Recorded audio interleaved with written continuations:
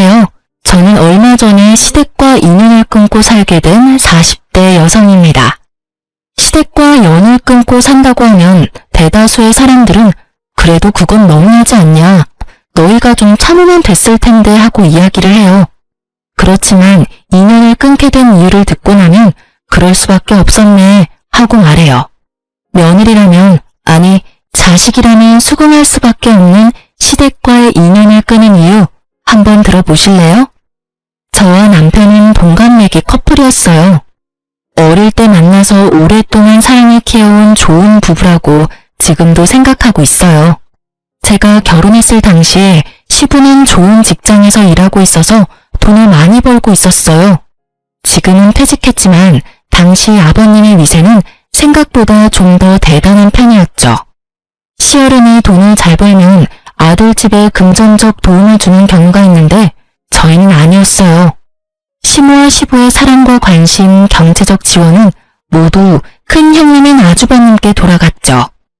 매번 아주버님네만 지원해주시는 시모를 보면서 스트레스를 받았지만 별말 하지는 않았어요. 엄밀히 따지면 차별을 하는 게 싫었던 건데 거기 돈이 끼어있으니 사람이 좀스럽게 보여서 가만히 있었던 거예요. 게다가 부모님이 번 돈이잖아요. 어디다 쓰던지 제 것이 아니니 더욱 말할 거리도 아니었고요. 하지만 시모의 돈 씀씀이가 점점 더 커지는 걸 보면서 노후 준비는 제대로 하고 계신 건지 걱정되기 시작했죠. 시모는 시집살이를 시키는 사람은 아니었지만 정말 씀씀이가 너무 컸어요. 뭐든 큰 것, 좋은 것, 비싼 것을 선호하고 좋아했죠. 그리고 그 좋은 것들은 모두 시모가 사용하거나 아주버님네로 들어갔죠. 알아서 잘하시겠지 하는 생각으로 별 걱정 안 했는데 그게 문제였어요. 사실 시부가 정년으로 퇴직하고 나서부터 그 걱정이 현실로 변해버렸어요. 시부모가 퇴직을 하면서 저희는 시댁에 용돈을 드리게 됐어요. 국민연금, 노령연금이 있지만 그걸로는 모자랄 걸 알고 있으니 한 달에 50만 원씩 꼬박꼬박 드렸어요. 저도 남편도 못 버는 편은 아니었고 시댁에 드리는 만큼 친정에도 드리고 있었으니 조금 부담되기는 해도 마음은 편했죠. 그런데 하루는 시모가 저와 남편을 불렀어요. 너희 매달 우리한테 주는 용돈 너무 적은 것 같은데 좀 더 줄 수 없겠니? 요즘 그 정도 금액 누구 코에 붙여? 쇼핑하고 친구들 한번 만나고 나면 다 사라지는데. 죄송해요 어머님. 저희도 그보다 더 많이 드리는 건 힘들어서요. 곧 있으면 애들 학교 들어가면 돈 더 들어갈 거고 그때 생각하면 너무 많이 쓸 수가 없어요. 시모의 말에 저는 거절의 의사를 명확히 했어요. 이런 요구에 상의해볼게요 이런 말을 해버리면 조금만 더 설득하면 넘어올 거라고 생각해서 더 심하게 요구하게 되거든요. 그래서 정말 확실하게 거절했죠. 그런 저를 슬쩍 보던 시모가 이번에는 남편에게 슬쩍 말을 하더라고요. 예, 얼마 전에 손주 생겼다고 전화 온 내 친구 알지? 걔는 용돈을 매달 100만 원씩 받는다더라. 어쩜 하나뿐인 자식이 그렇게 효심이 깊은지. 동창들끼리 다 모여서 이야기하는데 나는 50만 원 뿐이라서 이야기에 끼이지도 못했어. 얼마나 쪽팔리는 일이니? 너희 아버지 일할 때는 명함도 못 내밀던 것들이 자식 농사 잘 지었다고 어찌나 자랑을 하는지. 우리 아들들도 잘 컸다고 말하고 싶은데 결과가 이래서야. 그 말을 듣고 있으니 반발심이 일었죠. 자식이 부모에게 효도하는 일에 경쟁을 붙이는 게 이해가 안 됐거든요. 남의 자식 이야기하면서 우리한테 돈 더 달라는 이야기인 게 뻔했잖아요.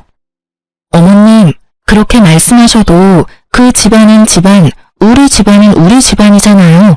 상황이 다른데 똑같이 해달라고 하시는 건 좀 아닌 것 같아요. 아니면 아주버님이나 아가씨에게 이야기해보는 게 어떠세요?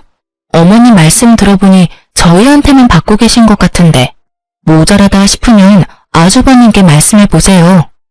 아주버님과 아가씨를 입에 담자 시모가 입을 딱 닫아버리더군요. 그러면서 저를 흘겨보며 그러더라고요. 너한테 한 말 아니고 내 아들한테 한 말이야. 왜 자꾸 네가 껴드는 거니? 저희 부부고 통장까지 합쳐서 서로 투명하고 깨끗하게 가계부 운영하기로 했거든요. 남편한테 따로 부탁하셔도 결국 저와 의견이 맞아야 돈을 더 드리던지 할 수 있어요. 네가 아들보다 돈 좀 더 번다고 애를 잡고 사니? 자기 돈 자기가 쓰는 게 왜 어려워? 아들이 나한테 용돈 더 주겠다 하면 네가 참견할 일은 아니잖아. 어머님께 돈 더 주면 저는 제 친정에도 똑같이 더 맞춰서 줄 거예요. 어머님이 얼마를 더 올려달라고 원하시는 건지는 모르겠지만 그 금액의 2배만큼 돈이 더 나갈 거라고 생각하면 간단하게 올려서 드릴 수 있는 일은 아니죠. 그럼 넌 내가 거지처럼 살아야 된다는 거니? 저는 그렇게 말한 적 없어요, 어머님. 그치만 이제는 씀씀이를 좀 줄이시는 게 좋을 것 같아요. 예전처럼 쓰시면 당연히 돈이 부족하다고 느낄 수밖에 없으니까요. 저는 이때다 싶어서 시모에게 말했어요. 이제 아버님이 월급을 받지 않으시니 가게 규모를 좀 줄이시는 게 좋을 것 같아요. 네가 뭔데 돈을 쓰라 말아야? 우리 집 일은 알아서 할 테니 신경 쓰지 마라. 이 이야기는 다음에 하자. 결국 이야기는 마무리되지 못했고 저희는 집으로 왔죠. 남편은 난감한 표정으로 그러더군요. 여보, 미안해. 아버지 퇴직했으니 절약하시라고 말은 했는데 내 말은 안 들으셔. 기분 안 좋았지? 기분 나쁜 건 아닌데 걱정돼서 그래. 연세 드실수록 자식들이 부모 부양하는 건 당연하잖아. 그런데 저렇게 돈을 많이 쓰시면 나중에 감당이 안 되잖아. 당신이 말해도 내가 말해도 듣지 않으시면 아주버님께 말해볼까? 형님한테? 형님 아가씨하고 이야기해서 용돈 드리는 거 확실하게 정리하는 게 맞는 것 같아. 어머님 말씀 들어보니 우리만 용돈 드리는 것 같고 부모님 퇴직하셨으니 형제들도 다 같이 드려야 형평성이 맞지. 그렇게 아주버님과 아가씨를 저희 집에 초대해서 말했어요. 얼마 전에 어머니가 용돈이 너무 적다고 하셨어. 우리는 더 이상 드릴 수는 없다는 입장인데 형님이랑 동생 생각은 어떤지 물어보려고 부른 거야. 두 사람은 어머니한테 용돈 드리고 있어? 나도 드리고 있지. 우리 집은 30만 원 드려. 아, 나도 30씩 드리고 있지. 드리고 있다고? 게다가 다들 30만 원씩. 아, 시모가 우리에게 거짓말을 제대로 한 거였어요. 3명 합치면 110만 원씩 용돈을 받고 있었는데 저희한테는 다른 자식들한테는 돈 안 받는 것처럼 말하고 저희가 적게 주는 것처럼 말했으니까요. 이 순간에는 저도 살짝 화가 났어요. 우리가 제일 많이 내고 있었는데 왜 우리한테 돈을 더 요구한 건지 그 생각이 궁금할 정도였죠. 왜 그래? 너희는 어머니한테 용돈 얼마 주는데? 우리는 50만 원씩 드리고 있었는데 왜 우리한테 돈을 더 달라고 하신 걸까? 돈 많이 번다고 자랑질이네. 재수씨 돈 많이 벌잖아. 많이 버는 만큼 내면 되지.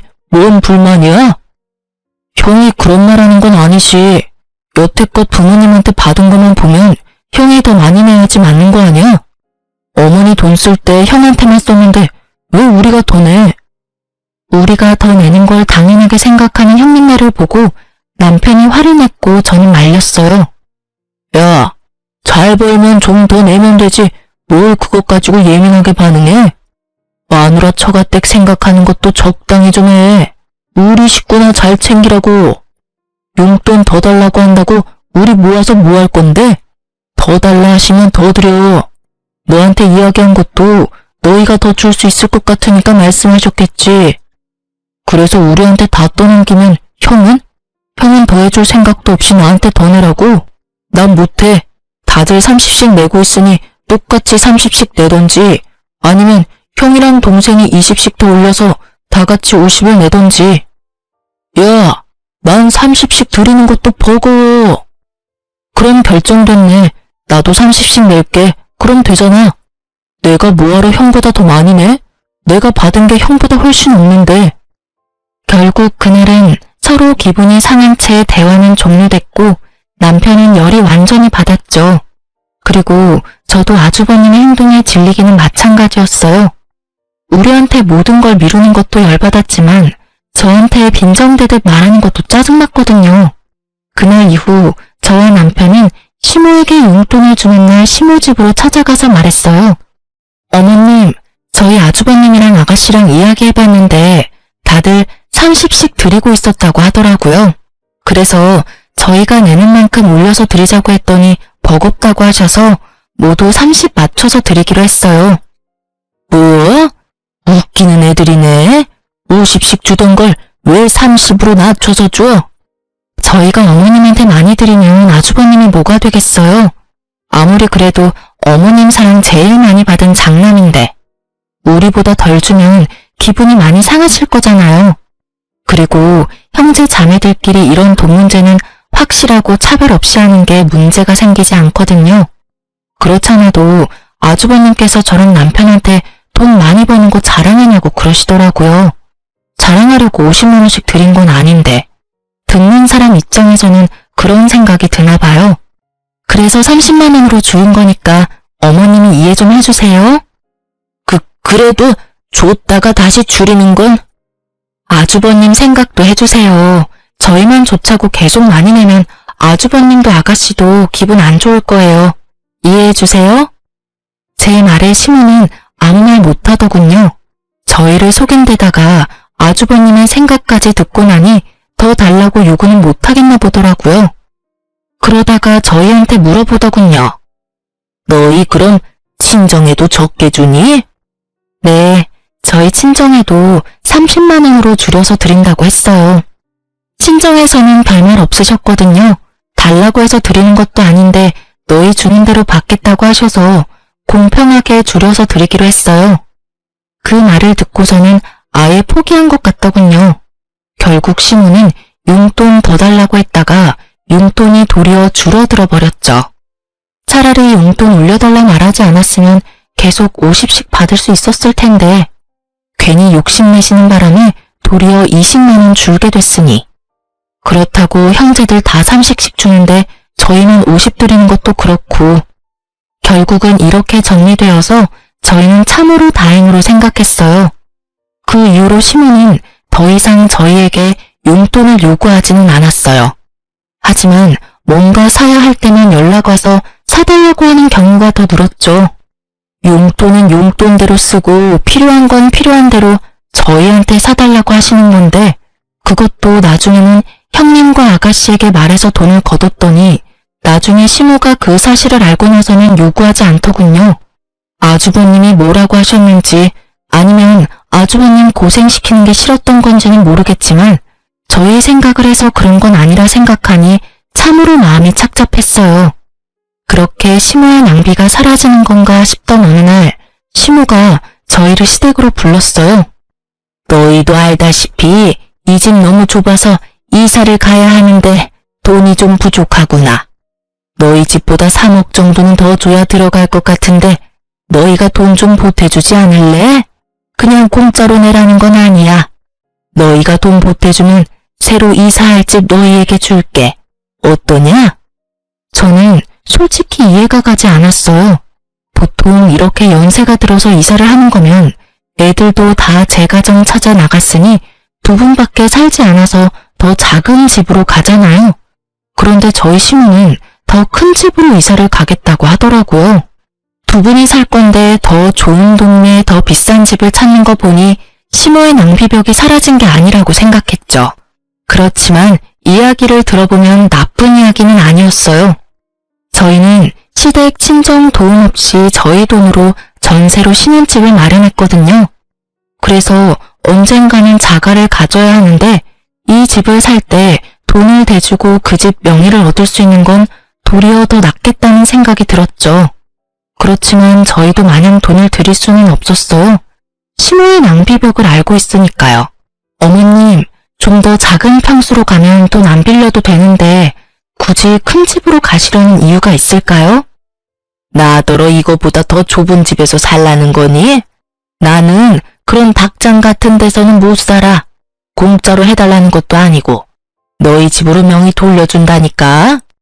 일단 살 때는 내 명의로 하더라도 나랑 네 아버지 돌아가시면 그 집 네 집 될 건데. 남편과 상의하고 저희는 돈을 빌려드리기로 했어요. 물론 그만큼의 목돈이 있는 건 아니고 저희가 가진 목돈을 다 넣으면 저희가 급할 때 쓸 돈이 없으니 대출을 진행하도록 하고 저희가 그 대출금을 갚는 형태로 하기로 했죠. 대신 조건을 걸었어요. 차용증을 꼭 쓰도록.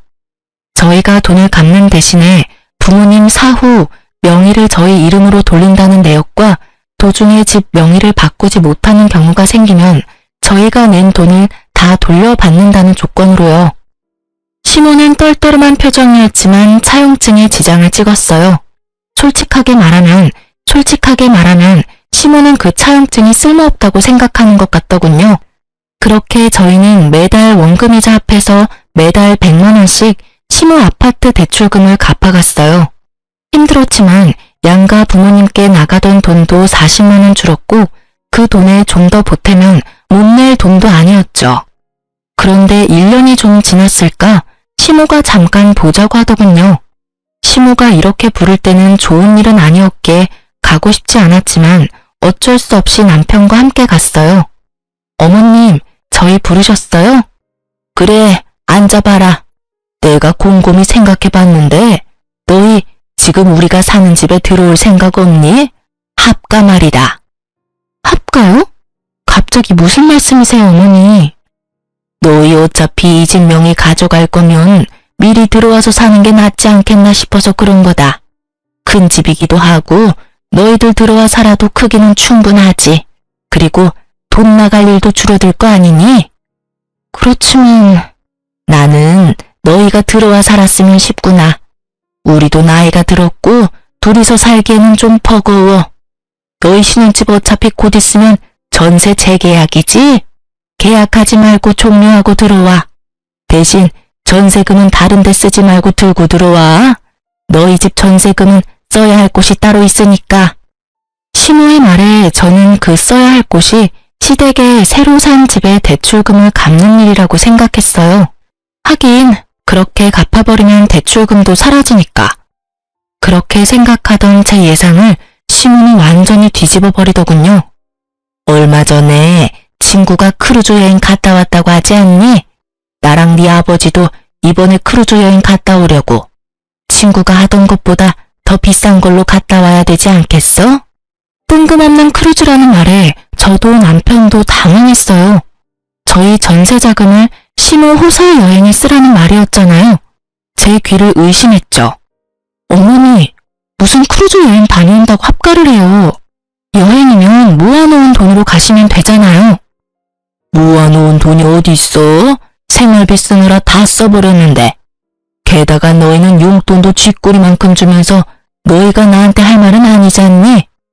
너희가 용돈이라도 두둑하게 주면 또 몰라도 고작 100만 원 안 되게 주면서 무슨 여행이야? 집에 쓸 돈도 없는데. 어머님, 연금에 저희가 드리는 용돈까지 합치면 한 달에 300 정도 되잖아요. 그런데 그게 모자라다고 하시면.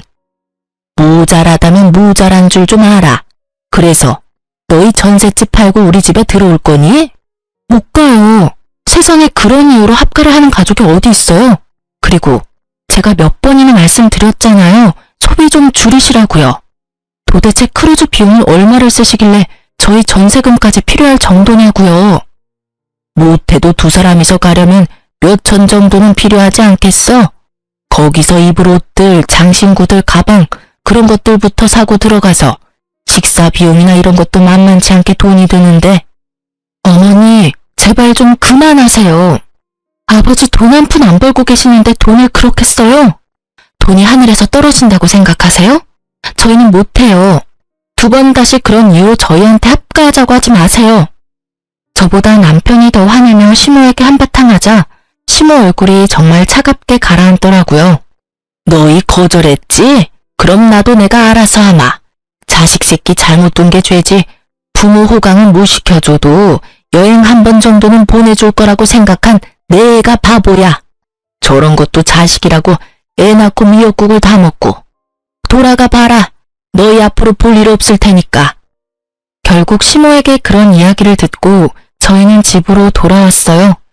남편은 흥분해서 열을 올렸지만 저는 슬슬 걱정이 되더라고요.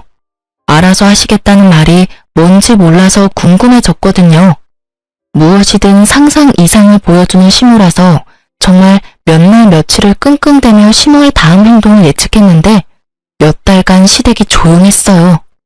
시모에게 안부차 매주 전화를 드렸었는데 그날을 기점으로 전화도 받지 않으시더라고요. 그래서 저는 남편에게 말해서 아주버님께 시모가 어디 있는지 물어보라고 했죠. 형님, 어머니 연락이 안 돼서 그러는데 어디 가셨어요? 얼마 전에 크루즈 여행 간다고 두 분 같이 가셨어. 꽤 긴 일정이던데 거의 한 달 일정이더라고. 금액도 엄청 들었어. 결국 크루즈 여행 가셨네요. 혹시 형님한테도 여행 보내달라고 하시던가요? 그래, 그래서 결국 내가 돈 마련해서 보내드렸어. 너무 좋아하시더라. 돈은 좀 많이 들긴 했지만 그래도 좋아하시는 거 보니까 마음이 좀 편해졌지. 그 말에 저는 안심하면서도 당황했어요. 아주버님네가 그리 넉넉지 못한 상황인 걸 알고 있었는데 그 크루즈 여행에 들 돈을 어떻게 마련했을까 싶었거든요.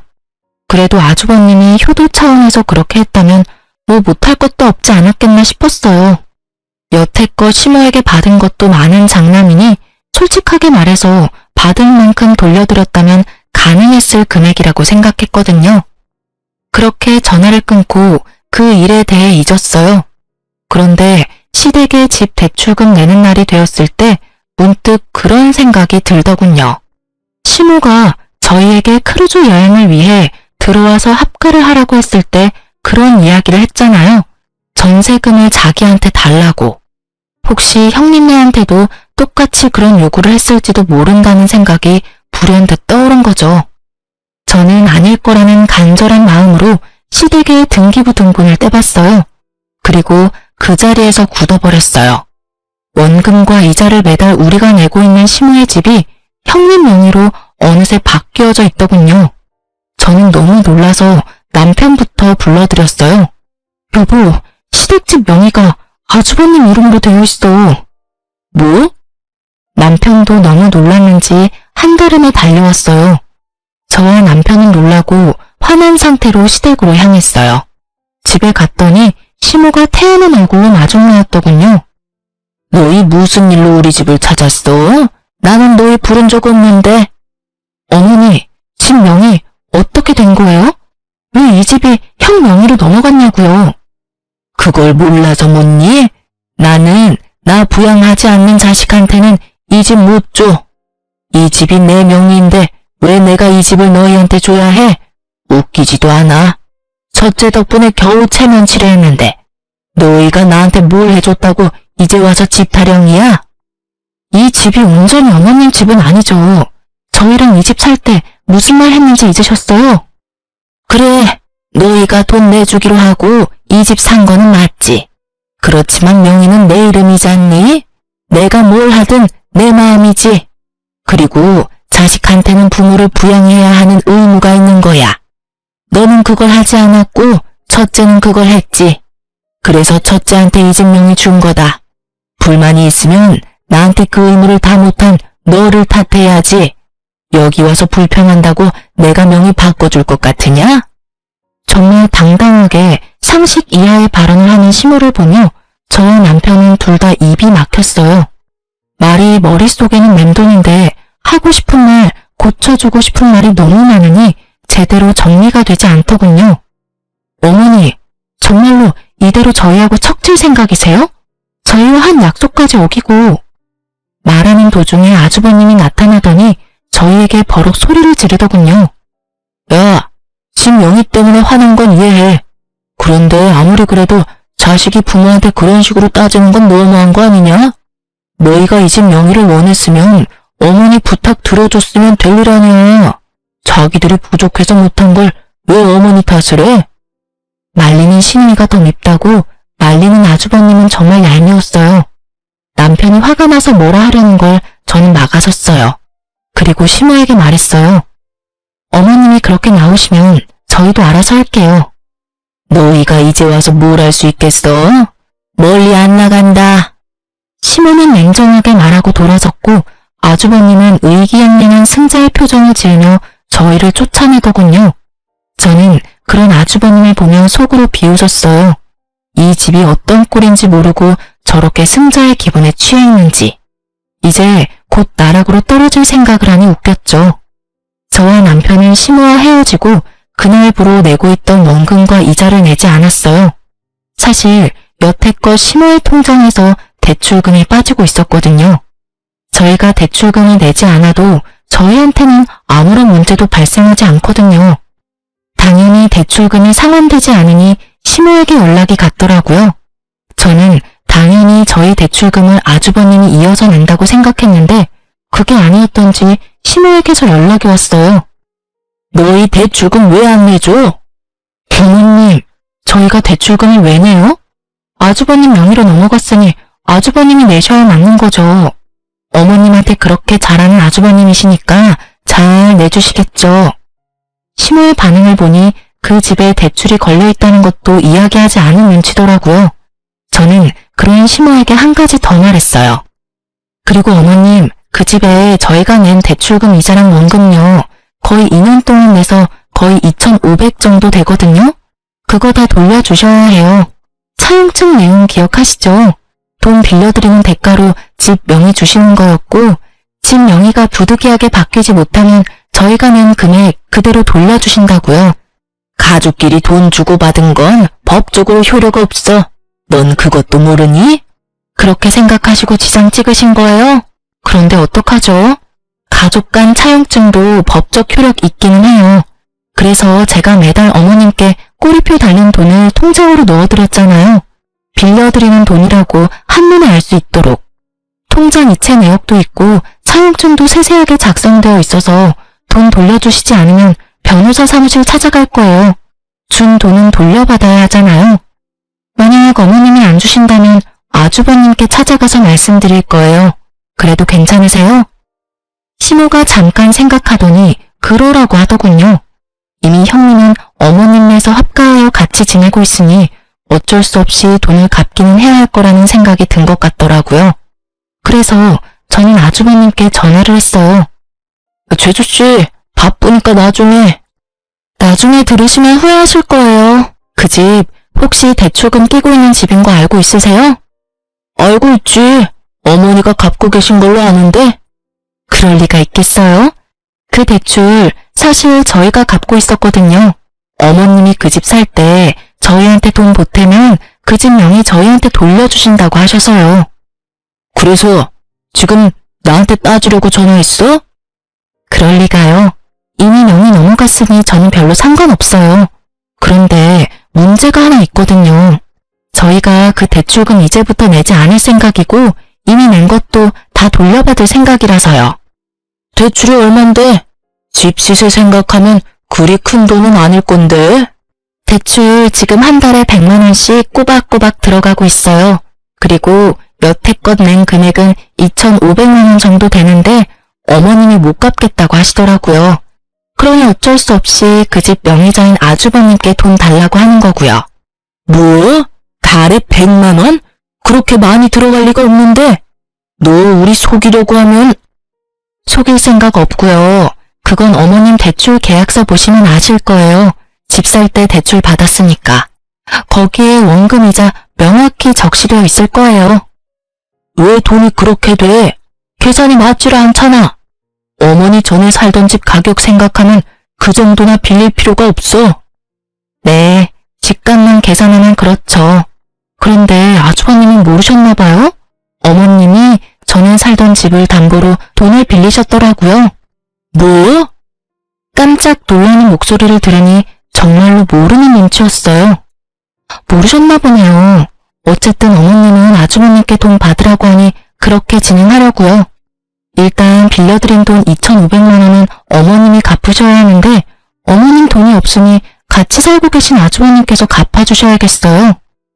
2,500의 대출금까지.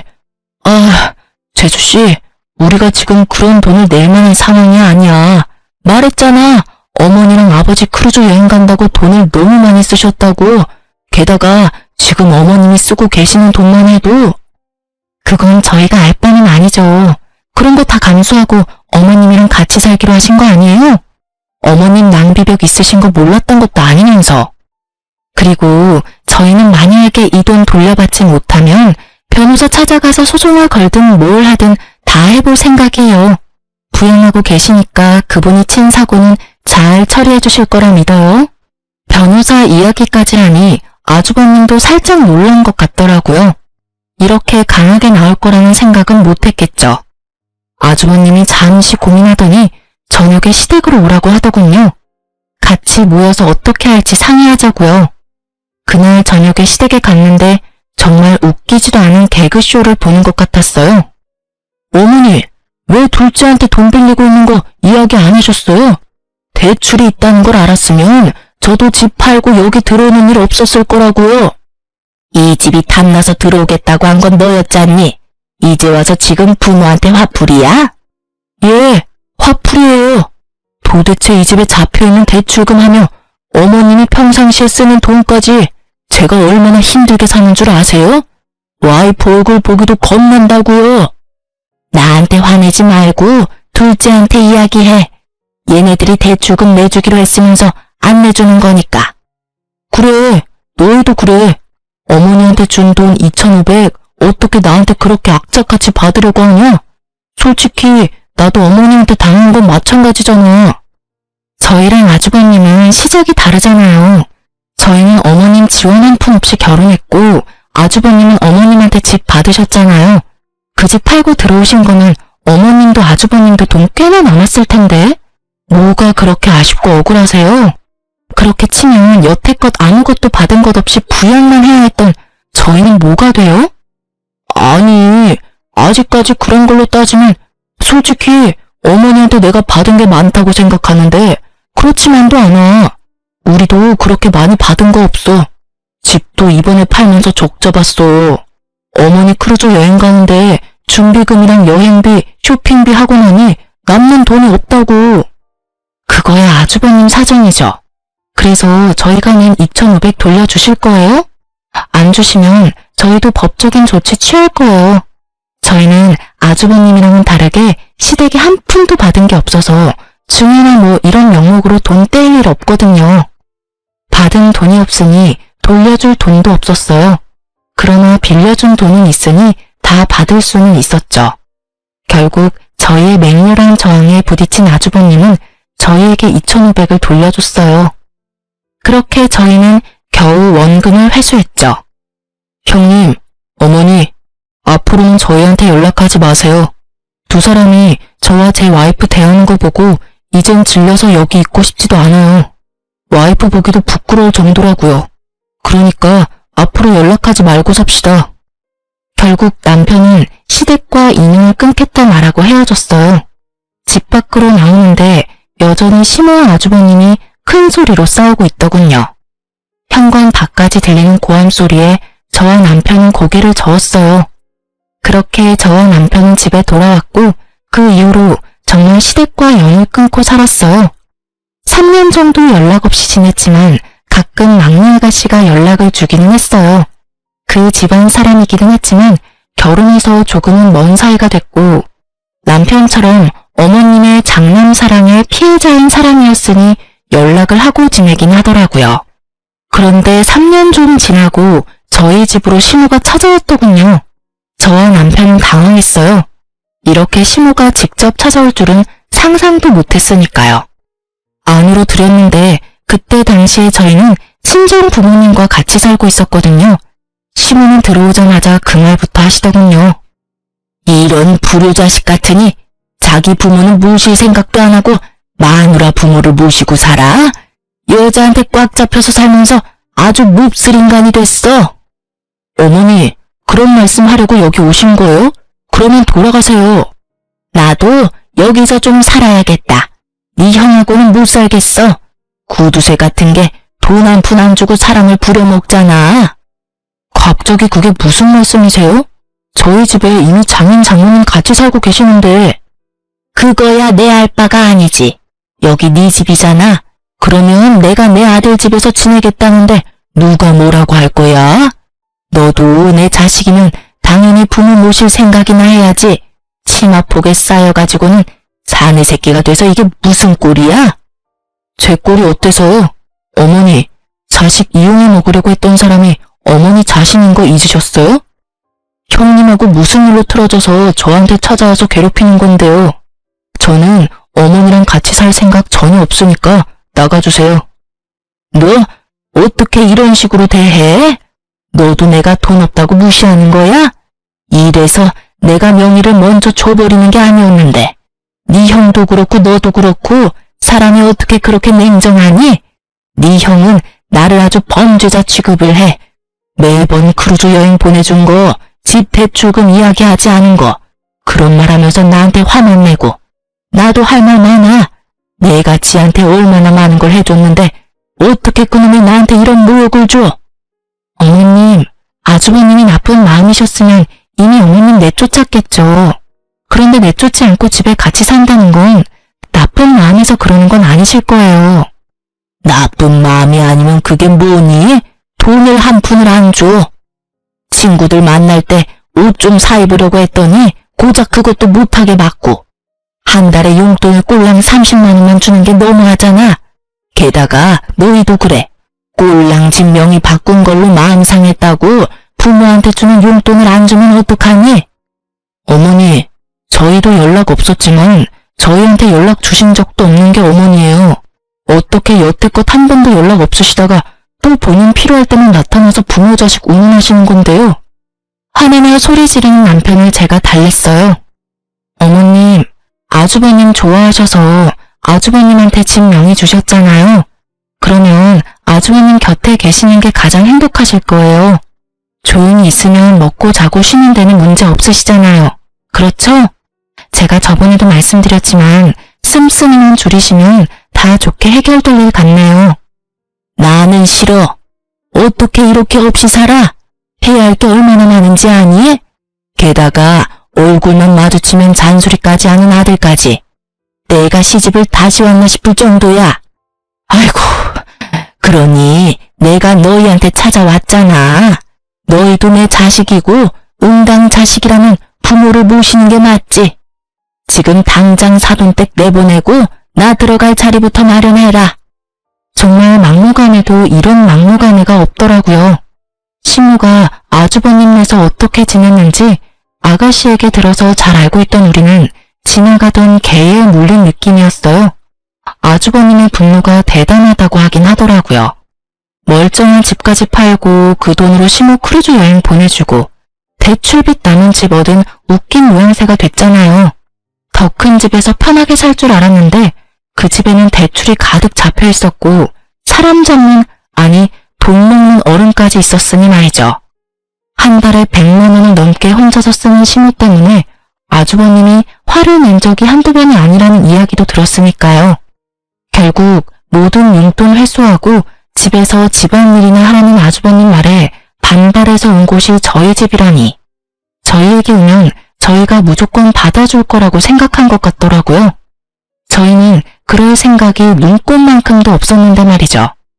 시모가 와서 이렇게 막무가내로 굴기 전에는 남편도 마음이 좀 약해지는 눈치였었어요. 그래도 어머니잖아요. 그런데 우리 집에 와서 저렇게 밀어붙이는 시모를 보며 남편은 자신의 기억이 많이 미화됐었다는 걸 깨달은 모양이더군요. 게다가 시모는 저희 집에 오기 전에 아가씨 집을 먼저 갔었어요. 아가씨가 이야기를 해줬거든요. 그래서 저희 집은 안 오겠거니 생각했었어요. 저희와는 워낙 큰 트러블이 있어서 오지 않을 거라고 추측했었거든요. 그런데 결국 저희 집까지 찾아온 걸 보면서 남편은 더 열받은 거죠. 우리한테 정말 오기 싫었는데 장남이 있는 집이 너무 싫어서 우리한테라도 빌붙으려고 온 것 같은 모양새라 남편은 더 용서 못하는 것 같더라고요. 여태껏 형님 들러리로 살았고 시모에게 그럴듯한 애정도 받지 못한 채 컸는데 자기를 부양하라는 의무만 요구하니 화가 날 수밖에요. 남편이 무척 차가운 얼굴로 시모에게 말했어요. 하늘이 두 쪽 나도 제가 어머니 모실 일은 없을 테니 집으로 돌아가세요. 왜 삼남매들 모두 어머니를 모시기 싫어하는지 이유를 본인이 곰곰이 생각해 보시고요. 그리고 한 가지 더 말씀드리는데 형님한테 그만큼 돈 많이 쏟아부었으니 형님한테만 부양해달라고 하세요. 다른 자식들 여태껏 찬밥 신세로 만들고 평생 자식 이용해 먹으려고만 하셨잖아요. 대학도 제가 벌어서 들어갔고 결혼도 제가 벌어서 했어요. 결혼 후에도 저희한테 돈만 요구하셨잖아요. 염치라는 게 있다면 저희한테 와서 될 일은 아니죠. 우리가 무슨 이유로 어머니랑 연 끊은 건지 잊으셨어요? 어머니가 형님은 자식으로 생각했듯이 저도 부모 없는 셈 치울 테니까 여태껏 해왔던 대로 연락 없이 지내요. 결국 남편은 아주버님께 전화해서 어머니 모시고 가라고 했어요. 아주버님은 너희가 모실 수 있으면 모시라는 식이어서 남편이 또 화를 낼 수밖에 없었죠.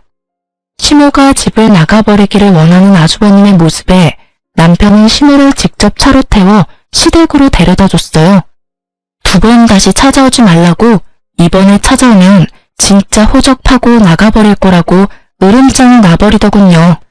그렇게 강하게 반발하는 남편의 모습을 처음 봤는지 너무 놀란 시모는 그 이후로 연락을 하지 않았어요. 아가씨가 시모 소식 전해주려고 할 때마다 남편은 어머니 이야기 입 밖에도 내지 말라며 화를 내니 할 수가 없는 거죠. 아주버님네와 시모의 싸움에 등 터지는 아가씨는 그나마 저한테 시모와 아주버님의 근황을 알려주더군요. 시모가 화려하고 사치스러웠던 생활을 잊지 못하고 결국은 아주버님 카드로 카드론을 받아 쓴 바람에 아주버님에게 혼나고 지금은 조용히 식물처럼 살고 있대요. 한 번만 더 돈 때문에 사고치면 시모가 가지고 있던 비싼 물건들 다 팔아치워 버린다고 했대요. 그리고 시모는 요양원에 데려다 주겠다고 말했다더라고요.